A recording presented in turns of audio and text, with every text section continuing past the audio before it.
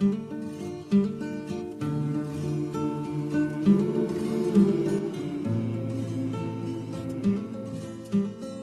a todas, estamos aquí neste segundo episodio do podcast Irmãos no Rayo Verde con eu propio, Paulo Blanco, Manu Agra e Sara Liñares detrás do aparato técnico. Hoxe contaremos con Óscar Valadares que nos falará da situación do Afganistán despois da saída dos estadounidenses e con Ira Taibo que nos falará sobre a situación da lingua galega en diversos ámbitos. Comezamos contecendo presente a nosa sección de novas nacionais e internacionais. Os nosos soños son iguales.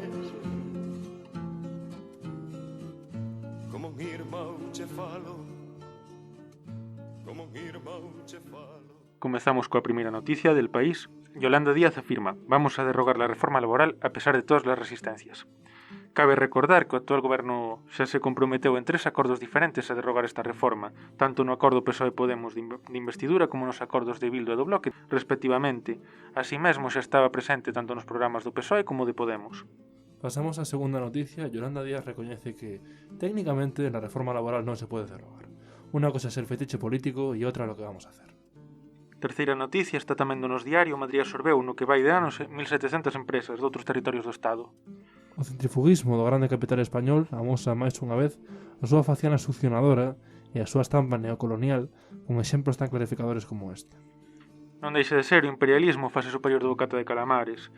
É unha tendencia global de todo o capitalismo de xenerar en imperialismo e de xenerar en monopolios que controlan todo o mercado, e este é un exemplo paradigmático. Bom, a cuarta noticia sería tal que medra o ensino concertado a custa do sistema público, tamén de Nos Diario. Un ano máis a Xunta da Galiza aumenta as partidas orzamentarias destinadas ao ensino concertado, que recibirá 8 millóns de euros máis que o pasado curso escolar. Desde a chegada de Núñez Feixóo á Xunta en 2009, os concertos medraron proporcionalmente por riba do investimento total en educación. Aliás, este ano haberá 868 docentes menos que no ano da pandemia. Finalmente, para rematarmos, unha noticia internacional. Con 97,74% das actas computadas, o Consello Supremo Electoral de Nicaragua confirma a reelección do presidente Daniel Ortega. Esta de Telesur. Falaba no capítulo anterior Óscar Valadares neste podcast sobre Nicaragua, a revolución esquecida pola esquerda occidental. Porén, malía este esquecemento, o proceso revolucionario segue o seu curso, cos amplos avances cívicos e sociais que se produciron grazas a este.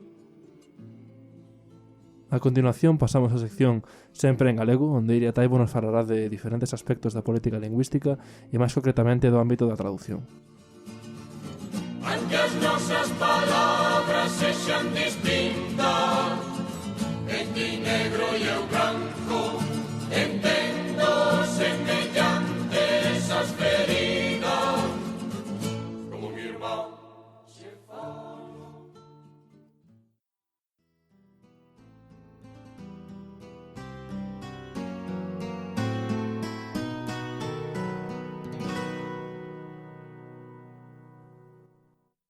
Benvidas a Sempre en Galego. Hoxe temos connosco a Iria Taibo que nos falará sobre a situación da lingua galega en diversos ámbitos. Boa tarde, Iria. Hola, boa tarde. Bom, en primeira instancia queríamos preguntarche sobre a situación da industria cultural no país despois da COVID. Como avalias ti? A verdade é que eu como traductora levo un tempo, sabedes que son a presidenta da Asociación Galega de Profesionais da Traducción e Interpretación, o nome un pouco longo, pero AGAPETI para abreviar. Levamos un tempo estudando cal é a situación no noso sector concretamente, non? Como están a sofrer as compañeiras e compañeros que traballan nese ámbito, sobre todo na interpretación. É certo que cando comezou a pandemia, pois iso afectou de xeito moi directo a toda a xente que traballa nese ámbito específico da interpretación, pero a raíz dese estudo que fixemos nós, por outro contexto, outras circunstancias, pois tivemos a oportunidade de reunirnos en varias ocasións con xente do sector, xente do ámbito da traducción literaria, non só das editoras e outros axentes do sector. E sí que entendemos que está a ser unha situación bastante complicada debido á pandemia que, por suposto, que ven un poquinho ven dando coletados outras situacións que veñen de atrás, no? Que non teñen que ver só coa pandemia.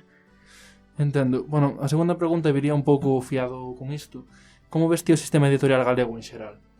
O sistema editorial, pois eu penso que é un sistema bastante rico. Eu, como te digo, pois eu son traductora, non me dedico especificamente á traducción literaria, só de xeito así moi esporádico, pero teño a sorte de poder coñecer algo máis o sector a través da asociación, non? E creo que é un sector que é bastante dinámico e bastante activo na actualidade. Dirías que ese público é suficiente en galego como para dicirmos que temos unha lingua normalizada? Máis que pensar no que se edita, pensaría no que se lee tamén. É certo que son dúas cousas que son dous datos que son complementarios, pero non se pode entender un sen o outro, non? Pode ser que haxa un sector editorial que sexa vizoso, pero penso que se podería traballar moito máis en crear novas lectoras e lectores en galego. Creo que é imprescindible, non? Hoxe en día hai moitos proxectos que se dedican especificamente á traducción, que é o ámbito no que traballo eu, e non só que se fan cousas moi novidosas e interesantes, pero sempre hai moito traballo por facer, sobre todo na parte da creación de novas usuarias, non? Nese sentido, cal sería, se cadra o motivo de que non haxa tantos lectores en lingua galega? Supoño que se refire que a motivación diso ten que ver coa situación da lingua galega en xeral, non? Na parte específica que se refire a por que hai menos lectores de obras literarias en galego que noutras linguas, en parte ten que ver coa situación do mercado editorial. Obviamente as editoras son empresas e o que buscan é obter os maiores beneficios, aparte de que haxa proxectos que teñen un proxecto, valla redundancia, que é cultural. As editoras o que buscan como empresas é a súa supervivencia, non? Entón, ás veces, pois sí que se poden dar casos curiosos, como que hai obras que son bestsellers, que aparecen primeiro en castelán e moito tempo despois en galego, entón é comprensível que esas obras en galego teñan menos seguidores que do que tiveron en castelán, non? En todo caso, penso que aí a administración podería facer algo máis por promover que eses proxectos que se sabe que van ter un número de vendas alto para que poidan estar tamén presentes en galego, axiña que non haxa que agardar e que a xente non teña por que dirixirse directamente ao castelán se quere lelos rápido, non? Porque sabemos que ás veces pois as motivacións son esas, non? A rapidez e demais. Por outra banda, pois eu penso que hai moitas cousas que se poderían facer, non? Pero os motivos teñen moito que ver, para min, coa situación en xeral da lingua, non? A situación de perda de falantes máis que dramática, non? A situación do editorial non é moi diferente do de outros sectores, para min. Bon, cambiando un pouco de cuestión, queríamos preguntarche como avalías ti a movilización social en col da lingua nos últimos anos. Para min é algo imprescindível, non? Vemos que algunhas das manifestacións que organiza a plataforma Queremos Galego tiveron un número de participantes moi grande, e moitas veces non só participan persoas que sexan activistas directamente do galego, sino persoas que non están a favor de que no ensino se proíba que se dean aulas en galego en certas materias, aínda que esas persoas non falen en galego coas súas crianzas e demais, pero hai moitísima xente en Galiza que non está en contra do galego, sino en todo o contrario, non? E dentro diso hai unha gama moi ampla de sensibilidades diferentes, e para min todo o que ten que ver co activismo da lingua é o que está a facer que perviva, non? Pois estamos a ver proxectos superinteresantes como a das escolas semente, de familias que queren escolarizar as súas crianzas en galego, e todo iso, todo o que ven da base social, para min é algo que é o que vai garantir a pervivencia do galego, porque se dependemos da administración actual, dende logo que non podemos ter moita esperanza, por desgraza. Houbo entón un avance ou un retroceso na normalización do galego nos últimos anos? Para min é claro que houve un retroceso. Socialmente, o que che digo, pois, na parte da movilización social, non, todo o contrario. Hai proxectos moito máis diversos, a xente nova, pois, tendes ideas moi diferentes e tedes xeitos moi diferentes de levar a cabo esa parte de movilización social, pero a parte da administración pública, para min, está a ser moi perniciosa. Desde que entrou Alberto Núñez Feijóo a gobernar, estamos a ver que entrou cun proxecto que tiña directamente o objetivo de matar o galego no ensino. Se o galego non está presente no ensino, o que provocamos é que haxa xeracións enteiras que saen dos... Isto é unha frase moi mítica, moi dita, moi repetida, pero non por iso deixa de ser certa, non? Hai moitísimas persoas que entran na escola sabendo falar galego e saen cun contacto co galego que ten máis que ver co inglés ou co alemán que cunha lingua do país, non? Coa lingua propia do país, e iso é algo estarrecedor. Parece que nos estamos afacendo a iso, pero non deberíamos, non? Ese para min é o maior retroceso. Dende logo, cando estamos a ver unha xeración nova en Galiza de persoas que non se senten para nada identificadas co galego, que senten como unha lingua totalmente allea, iso é o fracaso de todas como sociedade, tanto das persoas que temos sensibilidade coa lingua como do resto, de toda a sociedade completa, porque o galego é de todas, a nosa lingua é o noso maior sinal de identidade, non? Por suposto. Neste sentido, no Estado español estáse producindo un forte avance da ultradereita a moitos niveis, porén isto non semella sentirse do mesmo xeito na Galiza. Dixose isto sentir xa na situación do galego ou non foi o caso? É que para min no noso caso a situación é un pouco peculiar, porque a dereita que goberna agora mesmo en Galiza tamén cobre unha gama bastante grande ideolóxica, non? Entón, por unha banda vemos que hai certos medios de comunicación que falan da Xunta de Galiza, de Alberto Núñez Feijóo, como persoas ideolóxicamente moi próximas ou moi favorables ao galego, mentres que as persoas que vivimos aquí e temos sensibilidade coa lingua e estamos activas neste ámbito, ou calquera persoa que teña ollos, ve que na administración pública, en todo que a administración pública houve un retroceso clarísimo, non? Entón, vemos, imos aos Sergas, calquera persoa que se dirixa aos Sergas, que teña, digo Sergas porque é algo que toda a sociedade utiliza, non? O servizo que todo o mundo utiliza. Vemos que nos últimos anos houve pasos para atrás grandísimos, enormes, e que se está mesmo a cuestionar a persoas que piden cousas tan básicas como calquera documento en galego, atención en galego e demais. Entón, nese sentido, penso que como esa parte xa está cuberta, non? Esa parte máis de dereita, menos proclive a uso habitual do galego, a defensa do galego, eu penso que por ese lado pois tampouco é necesario que existan outros partidos, que cheguen outros partidos a Galiza que defendan esas posturas. Xa se viu que o tentaron facer e que ata agora non chegaron, non sabemos o que acontecerá no futuro, pero neste momento, como o propio Partido Popular, que é o que está a gobernar, xa cobre ese espectro, tampouco parece que haxa moita necesidade de que aparezan outras opcións que defendan unhas liñas aínda máis negativas cara ao galego. Temos que lembrar como entrou Alberto Núñez Feijóo a gobernar en Galiza, non? Con unha campaña moi forte contra o galego, falando do decreto do galego no ensino e con asociacións como aquela desaparecida, non? Galicia Bilingüe, que, bueno, que se transformou noutras cousas, non? Como estas asociacións foron as que axudaron a que entrase o Partido Popular que está agora a gobernar en Galiza, non? Entón, iso pois xa di moito. Por suposto. Por outra banda, como avalías ti o proceso actualmente reivindicativo da normalización da lingua asturiana? Eu, dende logo, que apoio calquera iniciativa que haxa nese sentido. Para min, a nosa lingua en Asturias ten a súa presenza e penso que son cuestións que nas que tampouco me quero estender demasiado niso, a verdade, non? Parece un tema que ten a súa pegada, dende logo. Entendo. Bom, cambiando un pouco de tercio, agora íamos falar sobre a dobraxe audiovisual en galego e sobre, bueno, por exemplo, temos un exemplo de redundancia de hai uns días, que é o caso dunha serie coproducida entre a TVG e a RTP, en que os personaxes portugueses falaban en portugués e os galegos falaban en castelán. É fundamental para nós, e non sei como o avalias ti, a dobraxe no audiovisual en galego e que cada vez esta teña máis presenza. Sí, sabemos que todo o que ten que ver co audiovisual ten moitísima importancia para a divulgación do galego, para o prestixio social da nosa lingua. Entón, o feito de que a TVG non este a apoiar unha presenza máis clara e realista da lingua galega nas súas producións, xa o di todo, non? Redunda un poquinho no que estábamos a falar antes, non? De como a administración que debería defender o galego, a primeira defensora do galego, fai xusto o contrario, non?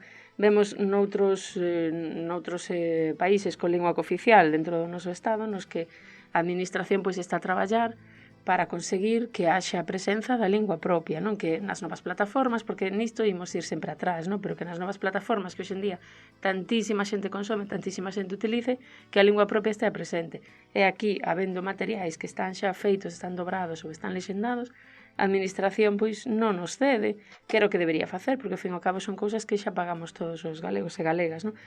Cando non hai unha política decidida, non me gusta deixar todo máis da administración, pero é certo que a administración ten unhas obrigas moi claras, están marcadas polo propio Estatuto de Autonomía, e cando a propia administración deixa de facer o seu traballo, pois ao final a cidadanía que ten que porse mans á obra, pero hai cousas que non están na nosa man, claramente, por desgracia. Neste sentido, sabendo que vivimos para ben ou para mal nun mundo completamente globalizado, no que o intercambio de ideas e a chegada de ideas de outros países é o máis habitual, a traducción de libros, incluso igual a dobraxe audiovisual tamén, que papel terían a súa existencia ou a falta dela na normalización da lingua galega? Home, pois que a traducción é algo imprescindível, non? Porque, como ti dis, estamos a falar dun mundo totalmente globalizado, que estamos a ver contidos de moitísimas partes diferentes do mundo, tanto a parte da traducción literaria que nos permite chegar a culturas moi diferentes, a moitas culturas diferentes a través de compañeiras que traducen como a parte audiovisual e moitísimos outros contidos, porque hoxe en día nas redes sociais atopamos, nas redes sociais e na rede en xeral, atopamos contidos tan diversos moitas veces pois precisamos da man dunha persoa que os poida verter a nosa lingua, non? Penso que cantos máis contidos haxa en galego, pois mellor para o noso idioma e polo tanto pois aí a traducción sí que ten un papel importante. No aspecto puramente lingüístico da traducción, penso que se volveu un tópico xa en Galiza que as traducións da TVG son, por así dicilo, folclóricas, non? Sempre se fixeron bromas con Yoda dicindo non saques os bois antes co carro e cousas semellantes. Obedece isto realmente a unha política de traducción que parte de prexuizos lingüísticos ou é pola contra que os ointes parten de prexuizos cara a lingua galega e os descargan sobre a traducción? Eu máis ben penso o segundo que estabas a dicir. Entendo que a calidade da lingua é moi importante, pero ás veces dá a sensación de que con certos tópicos que hai, como ti dicías a respecto disto, que parece que se entende que o galego teña que ter unhas características especiais ou extraterrestres que outras linguas non teñen, non? E moitas veces o que está por detrás desas mensaxes, para min, baixo o meu punto de vista, é que o galego teria que parecerse máis ao castelán, non? Que o que lle choca a xente cando hai moitos anos, cando comezaron as vos por suposto non é que non o lembredes de que non aínda non nacerades, cando comezaron as dobraxes na TVG, a xente facíalle graza, pero por que lle facía graza? Por escoitar a personaxes coñecidos que estaban habituadas a escoitalos en castelán. Eran personaxes dos Estados Unidos que non tiñan absolutamente nada que ver coa realidade nin galega, nin española, nin nada polo estilo. E o que chocaba era escoitalos falar en galego. Entón, eu penso, na miña opinión, como traductora, e non só como traductora, penso que canto máis idiomático, canto máis adaptada á realidade do país este a traducción, máis próxima se vai sentir, non? Entón, que pasa? Que a xente lle parece raro escoitar a Terminator falar cunha expresión hipergalega, pero en cambio non lle parece raro escoitalo falar cunha expresión en castelán, non? Entón, sí, eu penso que é xusto que dicías ti, non? Que ás veces partimos duns prexuizos que non axudan nada, e ás veces pois case que nos sentimos, hai xente que se sente orgullosa deses prexuizos, é unha auténtica mágoa. Bueno, outro tópico realmente sobre a dobraxe en galego sería quizás a contraria, que a de que o galego das dobraxes se atopa distanciado completamente do que fala a xente, que é unha lingua artificial. A típica crítica á normalización do galego en xeral, que é que iso non o fala ninguén. Pero por outra banda, as dobraxes e as traducións de películas americanas ao castelán, ou xa non digamos o español que se fala en América Latina, é completamente distinto da lingua falada pola xente. Por que acontece isto no galego? Hai moitas cousas aí nisto que acabas de dicir ti. Por unha banda, se escoitamos a dobraxe dunha película americana ao español, que das que se poden ver en calquera plataforma ou en calquera televisión española, veremos que a linguaxe non é de todo natural ás veces.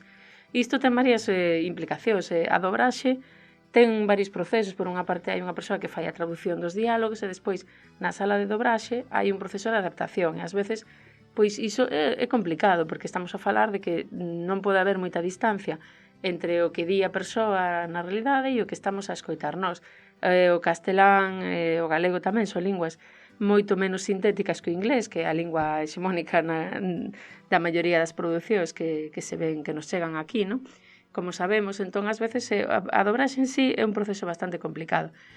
Despois, hai outras implicacións como que estábamos a falar antes, non? O tema dos prexuizos que poida haber a respecto do idioma, da calidade do idioma. Eu penso que a calidade das traducións que se fan en Galiza para a dobraxe é excelente, non o digo por corporativismo nin por defender as miñas compañeiras.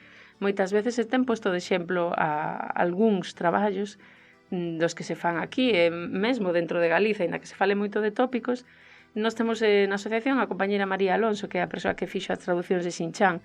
Todo o mundo concorda en que son unhas traducións excelentes, que son realmente moi naturais, moi adaptadas á lingua da rapazada, nada engoladas. Entón, ao final, é fácil quedar co negativo que poida haber, pero tampouco sei moi ben en que nos baseamos, non? Eu penso que hoxe en día se están a facer, hoxe en día de sempre, o traballo que se fai é moi bo, tanto pola parte da traducción, tamén se fala de que as actrices e actores de dobraxe galegos son extremadamente bons, que traballan noutros lugares, non só en Galiza. Entón, ao final, eu penso que é cuestión de quererse un pouco tamén, non só de ver a parte negativa, que hai xente que parece que calquera cousa que se faga en Galiza e en galego, pois que xa lle está a procurar, non? Como atacha os fallos, se cadra e ao revés, se están a facer as cousas ben, non? Porque as cousas estean en galego, temos que dar por suposto que van a estar mal feitas de primeiras. Pode acontecer o contrario, non?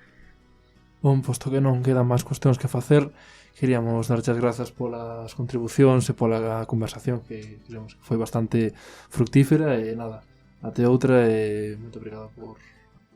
Moitas grazas a vos e parabéns polo vosso proxecto. Si os nosos soños son iguales, como un irmão che falo, como un irmão che falo.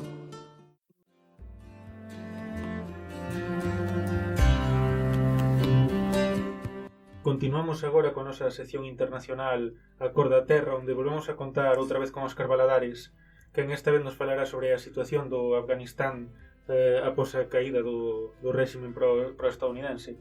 O primeiro, moitas grazas por vir, Óscar. Hola, moi boas.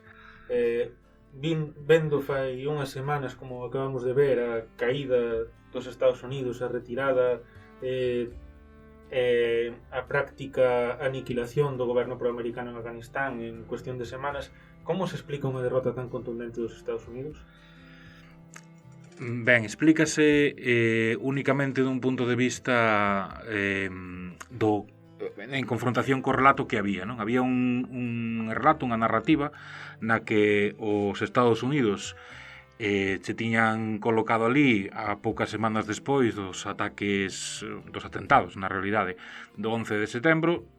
Os Estados Unidos chegan ali, poñen as súas tropas, tamén chegan os británicos e despois o resto da comunidade internacional, que importa, digamos, é dicir, a coalición internacional, os que van xusto sempre detrás dos Estados Unidos para todo tipo de, en fin, de campañas que queiran facer, e nesa narrativa chegan ao lugar, impóñense militarmente en poucas semanas e a partir de aí implantan a democracia e todo é unha historia de cor de rosas, non? Afganistán sae de anos de atraso, de ser un país feudal, etc., e entra no mundo globalizado, no mundo capitalista, na modernización, etc., as mulleres incorporanse masivamente a postos de traballo, en fin, modernízase o país, e en fin, desta maneira queda todo explicado a través dese relato. Onde está o problema é na retirada dos Estados Unidos, que se produce no final de agosto, e no feito de que a maior parte da poboación, das persoas, non da poboación, das persoas que estábamos fora de Afganistán, ollando para ali, vemos que todo ese relato era un relato fabricado, era un relato absolutamente falso, non? Non había nin modernización do país, non había nin siquiera control militar do país, eran, digamos, control administrativo por parte do Estado títere creado por Occidente ali en Afganistán, primeiro dirixido por Hamid Karzai e despois por Ashraf Ghani.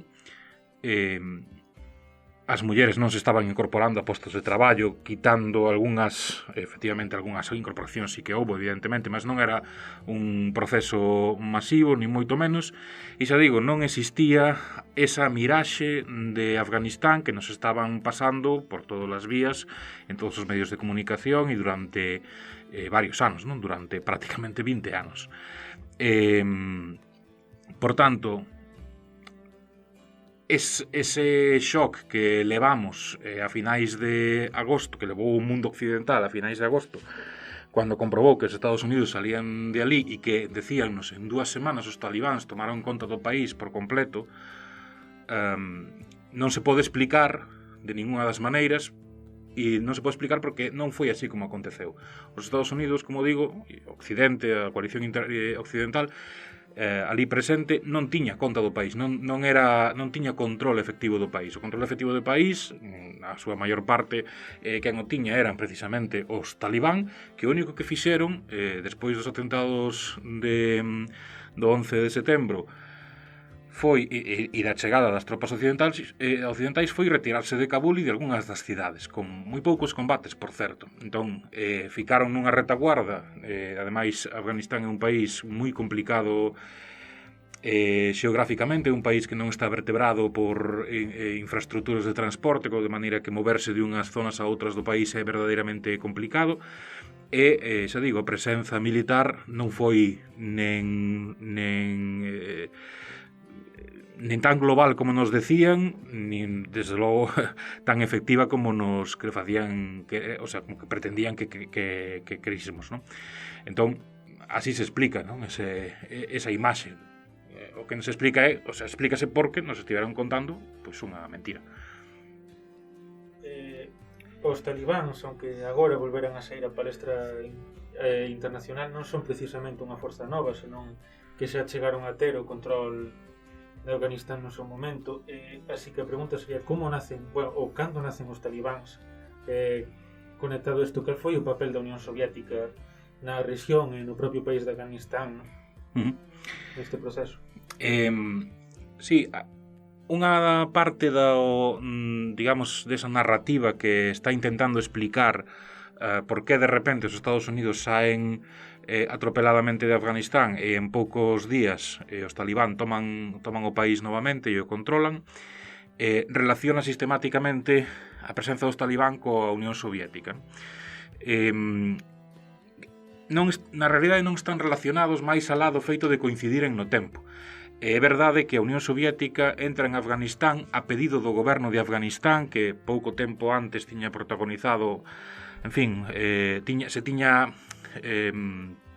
instituído como goberno a partir de unha revolución de tipo socialista, por dicilo así, moito máis complexo, evidentemente, mas para non extendernos. Constitúese un novo estado en Afganistán, un estado que se nomea a sí mesmo República Democrática, evidentemente apoiado por a Unión Soviética, tamén por China, etc. E ese estado, cando enfrenta as forzas reaccionarias que hai dentro do propio estado, os antigos señores feudais reconvertidos a señores da guerra para opoñerse a esa revolución, chega a un punto en que non consegue imporse militarmente, digo, ese novo estado, ese estado democrático, esa república democrática, e o que vai facer é pedir axuda militar á Unión Soviética. Naquela altura a Unión Soviética, ademais, tiña fronteira co propio Afganistán, de maneira que, efectivamente, a Unión Soviética entra, como digo, a pedido do goberno afgán, que era o goberno que había naquela altura. Xa haberá quen goste máis ou quen goste menos daquele goberno, mas era o goberno efectivo que existía en Afganistán. Digo isto porque moitas veces se fala da invasión soviética. Cando un pide a outro que entre na súa casa para axudarlle a resolver un problema, non se pode falar en rigor dunha invasión. O problema cal era? Pois o problema eran non só os talibán, senón diferentes grupos armados de tipo ou con unha mentalidade integrista islámica, en fin, construída durante moitos anos, ao longo de moitos anos en Afganistán, principalmente por diferentes axentes donde Arabia Saudita tivo moito a ver a través da súa diplomacía con clérigos islámicos, con clérigos sunitas neste caso, ou máis concretamente dunha rama que é a rama do wahabismo, e en base a eses posicionamentos, a esa enxeñería social que se fai en Afganistán, estou falando de a partir dos anos 50, 60 e 70, esa idea do wahabismo esténdese rapidamente e a loita contra ese novo estado democrático afgán plantéxase por parte destes grupos reaccionarios non, por exemplo, non se plantexa unha oposición á reforma agraria ou non se pon encima da mesa unha guerra contra a emancipación da muller que se está dando nese momento, que é limitada, mas está xa encima da mesa, non? Senón que se dá estritamente en termos religiosos, é dicir, é a loita contra os infiéis, primeiro contra os infiéis do goberno afgán e despois contra os infiéis soviéticos, non, que veñen a axudar aos infiéis do goberno afgán. Arabia Saudita ten moito a ver con iso, como digo, porque ademais Arabia Saudita históricamente desde o final da Segunda Guerra Mundial, probablemente antes, mas de maneira sistemática a partir do ano 45-46, desenvolve dentro do que é a súa política exterior a chamada diplomacia religiosa, que consiste estritamente ou basicamente en expandir a cosmovisión e o punto de vista e interpretación do Islam que fai o wahabismo, que é unha interpretación ademais particularmente reaccionaria, retrógrada, en fin, e estricta, non? Ademais, en fin, integrista en calquera caso. Isto é o que vai dar o caldo de cultivo para eses grupos religiosos e armados, non? Pero animados polo tema da religión. Despois, dentro deses grupos, que xa digo que son bastante diversos, ademais, que responden máis que outra cousa a diferentes señores da guerra máis ou menos locais ou comarcais, un deses grupos que está formado por unha cuestión biográfica, moitos deles se forman nas madrasas que o propio Arabia Saudita tiña instaladas tanto en Afganistán como tamén en Pakistán, e o tema de Pakistán é moi importante porque moitas desas madrasas de feito se instalan ali, e ademais Pakistán e Afganistán, ainda que son países diferentes con a fronteira polo medio, hai unha grande unidade do que entre o pobo afgán e o pobo pakistaní, porque de feito a maior parte dos afgáns son pastúns e unha grande parte dos pakistaníes son pastúns tamén, non? É dicir que, digamos, o grupo pastún está partido por esa fronteira, mas é unha fronteira moi permeável. Moitos destes membros dos primeiros grupos ou do primeiro momento dos talibán son formados nas madrasas en Pakistán e despois son retornados a Afganistán con armamento e con treinamento militar, que isto quen o fornecía eran os Estados Unidos. Isto foi desclasificado hai uns anos, é a chamada Operación Ciclón, que consistía en identificar persoas digamos, con eses perfis particularmente integristas, etc., para poder darlles entrenamento militar e armamento, e despois metelos en Afganistán, intentando crear en Afganistán unha especie de Vietnam para os soviéticos. Isto era un plano dos Estados Unidos, como digo, que acababan de sair de feito da guerra de Vietnam, entón tiñan interese en crearlle un Vietnam á Unión Soviética tamén.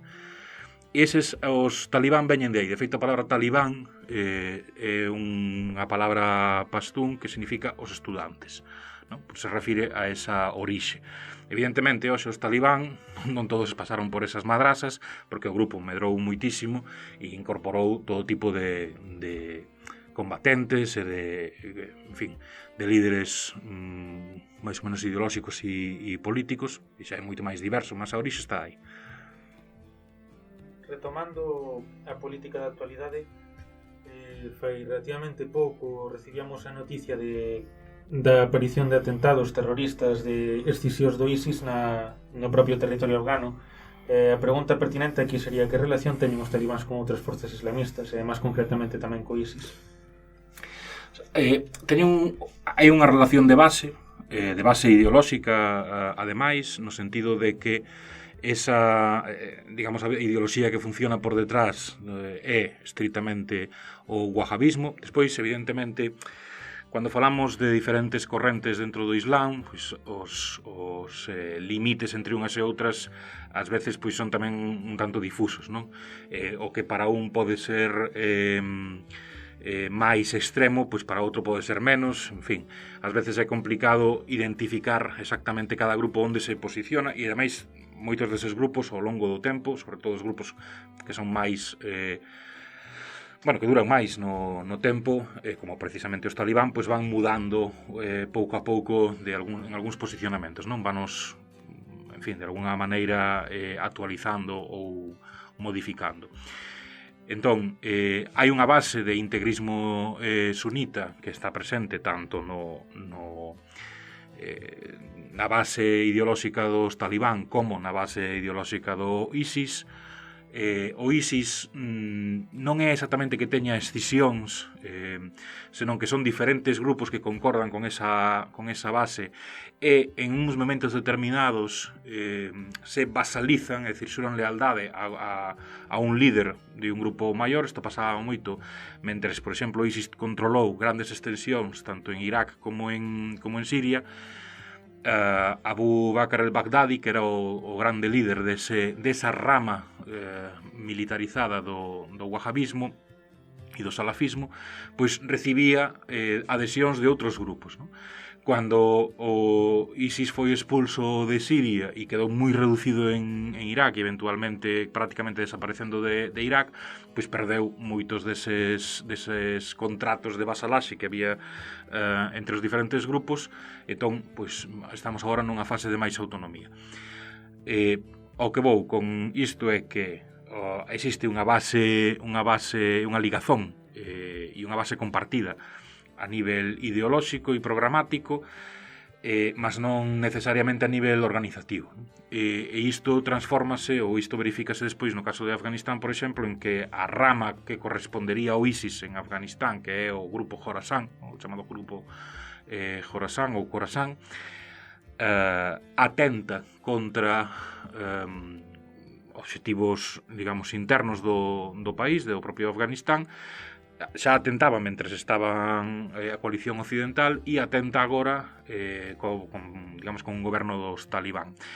Atenta agora, ademais, porque entende, ou isto por menos é o que fan público, que o goberno talibán se está moderando, está abandonando esa idea base que é a de crear ali un emirado ou un califato sunita, evidentemente, de integrismo e que a norma social comece a ser a xaría, non? A xaría está presente en moitos países con maioría islámica, mas a xaría, evidentemente, como todo nas religións, é interpretável e hai determinados sectores que lle dan unha interpretación máis literalista, como pode ser pois eso, os talibán, o salafismo e o wahhabismo, e hai outros que lle dan unha interpretación pois moito máis aberta e adaptada aos tempos. Neste caso, o grupo Khorasan acusa aos talibán de saírse da literalidade da Sharia e, por tanto, pois, de seren ilexítimos no goberno de Afganistán ou de calquera outro lugar que fose. E por eso os combaten de algún modo. Xa digo, existe unha base compartida, mas non existe unha ligazón directa, por menos que se saiba, a nivel orgánico, e hai eses enfrentamentos porque de alguna maneira Afganistán, coa saída de Occidente, queda un pouco aberto ao que de repente aparece ali, non? E se conseguen controlar militarmente isto, o grupo Khorasan, pois ao final impóñense políticamente tamén, e os talibán están intentando que isto non acontece, evidentemente. Finalmente, para rematar, gustaríanos preguntarche como cabe esperar que reaccionen os Estados Unidos ante esta derrota? Hase de ver porque este tipo de cuestións teñen como diferentes capas. Hai unha capa político-diplomática, se queremos, que vai a moita máis velocidade despois que que as reaccións que se dan no seo da propia sociedade norteamericana, non? Hai quen está a falar xa, non sei se tanto, mas en todo caso é interesante apuntalo, que da mesma maneira que a guerra de Vietnam xerou aquela famosa síndrome de Vietnam, que no caso de Afganistán é probable que haxa tamén unha especie de síndrome de Vietnam, principalmente agravada por esa maneira tan así tresloucada de sair, non tan as carreiras, tan de maneira non explicada, non? A nivel diplomático e político, os Estados Unidos agora mesmo negan calquera tipo de relacionamento cos talibán. De feito, están acusando a través dos seus altofalantes mediáticos a países como Rusia, como China ou como Irán, que teñen ligazón directa, incluso ás veces ligazón terrestre directa, non? Co propio Afganistán. Estamos acusando de de alguna maneira blanquear aos talibán porque están tendo reunións con eles, están establecendo relacións diplomáticas, etc. Aí estáse vendo dúas grandes maneiras de reaccionar. Por un lado, estes países asiáticos que están tendo unha aproximación moito máis práctica, moito máis de realpolitik, se queremos dicilo así, e despois a aproximación que está tendo Occidente, que simplemente está dicindo isto non pode estar acontecendo, fecha os ollos e simplemente o nega, non? Estamos, por así decirlo, nunha fase de negación. Xa veremos até onde chega iso, porque a realidade é a que é, e Afganistán está ademais situado xeopolítica, o sea, xeográficamente nun lugar estratégico, non? Por lo tanto, China ten intereses en que as súas rotas comerciais pasen por aí. Rusia ten evidentemente intereses en non ter un problema na súa fronteira sur. Irán ten un interese en non ter un problema na fronteira nororiental. Entón, todo isto se vai ir vendo. Moitas grazas, Óscar, por volver de novo ao noso programa. Foi un placer contar contigo. Para cando que irades. Moitas grazas. Remata aquí o segundo episodio deste podcast. Moitas grazas a todos e a todas por escoitarnos e grazas tamén ás colaboradoras pola súa asistencia. A semana que ven voltaremos cun novo episodio. Ata aquela, desesámoslle unha feliz semana.